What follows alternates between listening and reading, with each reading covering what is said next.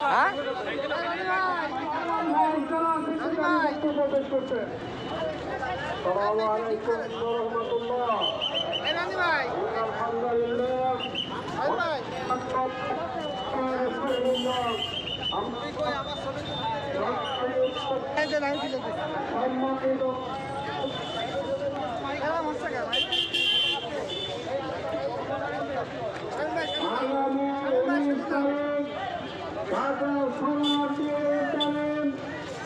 জাতীয় সমাবেশ উপলক্ষে আজকে আয়োজিত র্যালিতে উপস্থিত সম্মানিত সংগ্রামী ভাইরা আমাদের মাঝে উপস্থিত আছেন জেলা সংগঠনের সম্মানিত আমির অধ্যাপক আজম মোহাম্মদ আবু বকর।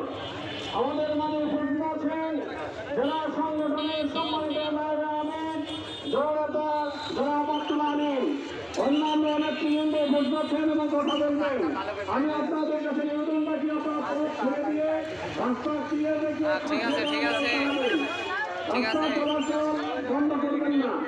রাস্তার চলাচল অব্যাহত রাখুন এবং পাশে দাঁড়াবার জন্য আমি অনুরোধ করছি। আজকে র্যালি থেকে ফিরে গিয়ে আগামী 19 তারিখ পর্যন্ত বাংলাদেশ জামাত ইসলামের দাবি 7 দফা প্রত্যেক জনগণের কাছে পৌঁছে দিতে হবে।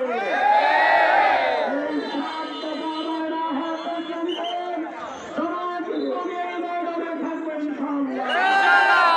এই 7 দফা বাস্তবায়ন করে আমরা ঘরে ফিরব।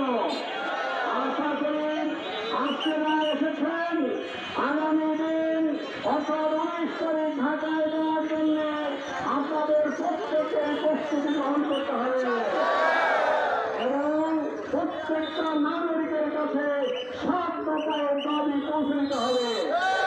আমাদের সকলকে তৌফিক দান করুন, আমিন।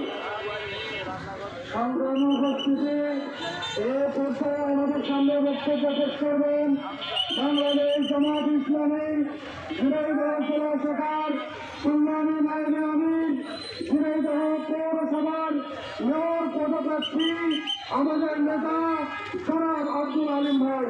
আমি ভাইকে বক্তব্য পেশ করার অনুরোধ করছি।